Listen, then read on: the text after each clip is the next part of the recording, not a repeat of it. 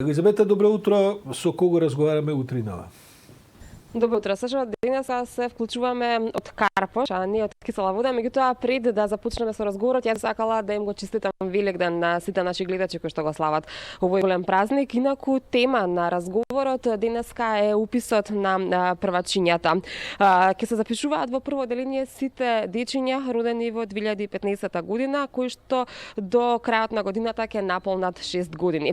На оваа тема деталите денеска ќе ни ги соопшти Емилија Арсовска, ръководителот на сектор образование во општина Карпош. Добро утро и добро дојдовте во утрински брифинг. Добро утро на сите гледачи. За почеток, како што најавив, би зборувале токму за уписот на првачињата, најнапред за тоа како ќе се одвива уписот во време на пандемија. Значи вака, Општина Карпош денеска ги отвара вратите за сите идни првачиња кои што ќе бидат наши ученици во следната учебна 2021-2022 година. Уписите ќе се одвиваат по соодветни протоколи, како што се одвива и минатата година.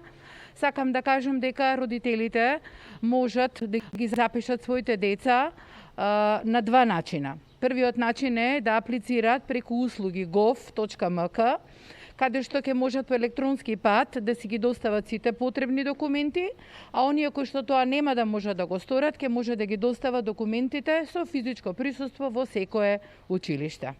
Така, може ли да споменеме за тоа кои се документи се потребни за упис на првачињата?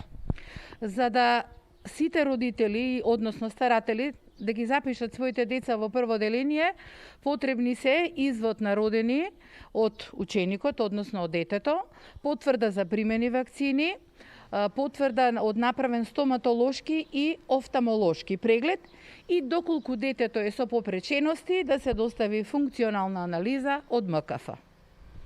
Откако ќе бидат сите овие документи доставени, потоа следува и разговор со стручно лице, односно педагог и психолог, ако не се лажам, во училиштето, на кој што нели секако ќе мора со физичко присуство да присуствува детето. Претпоставувам и родителите, како ќе се одвива ова? Значи вака, по добиените потребни документи во училиштето, комисијата, која што е составена од 3 члена, ги известува родителите и закажува соодветен термин за разговор. Разговорите ќе се прават во отворените училници, кои што поголем дел од училиштата во општина Карпош ги имаат. Доколку ги немаат, разговорите се прават во најголемата просторија во училиштето.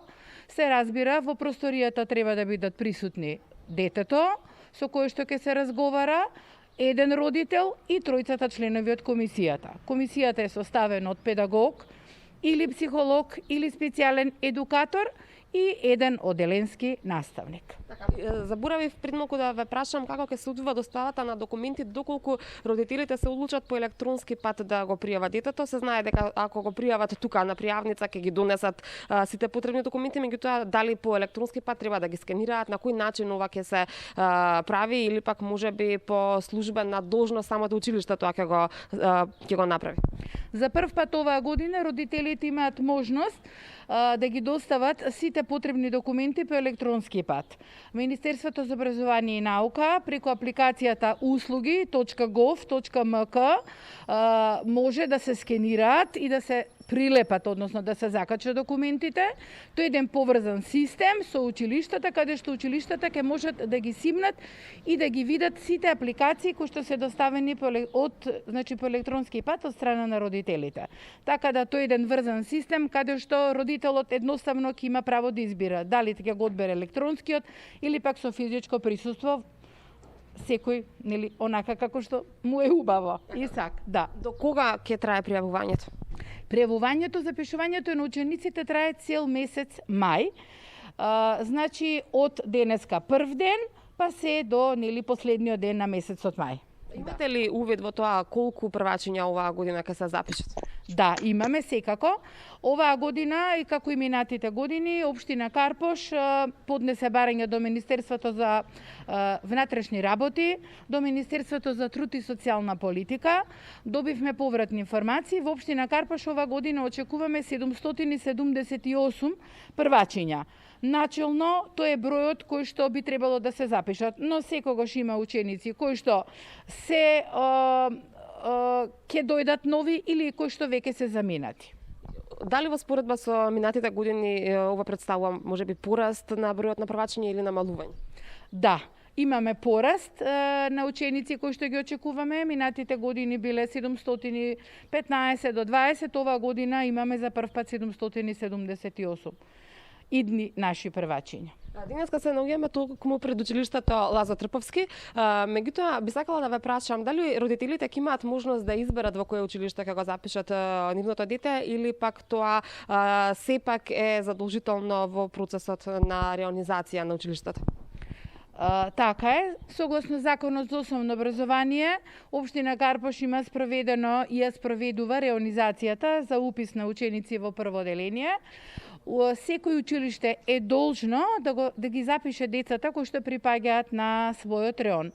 Доколку, вели законот, има слободни места, тогаш може да примат ученици и од друг реон. И никаде пред крајот на разговорот би сакала да ве прашам и околу целодневната настава. Тоа е проблем кој што ги мачи родителите, посебно изминатава година, затоа што образованието и наставниот процес се одвива нели под посебни услови поради настанатата ситуација. Ќе има ли целодневна настава од септември? Знам дека и сега веќе има се воведе пред месец или два, меѓутоа како ќе се одвива од септември, дали знаете?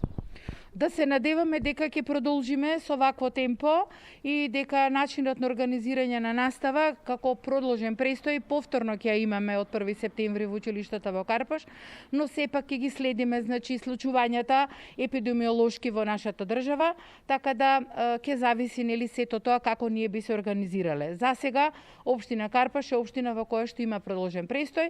Можам да кажам дека се пријавени ученици не во голем број, но навистина има родители кои што не можат и немаат можности да ги остава децата дома сами, па затоа општината им понуди таква можност за организирање на продолжен престој. Емилија, јас тука некаде ќе ви заблагодарам за ова кратко вклучување во утрински брифинг. Се надевам дека оние најважни информации кои што ги интересираат нашите гледачи, успеавме да им ги одговориме што се однесуваат до уписот на нивните деца. Ви благодарам многу, секое добро и чувете се. Ви благодарам уште еднаш. Меѓутоа и покрај тоа што ние денеска се вклучивме од општина Карпош, овие правила за упис на првачињата важат за сите училишта во државата.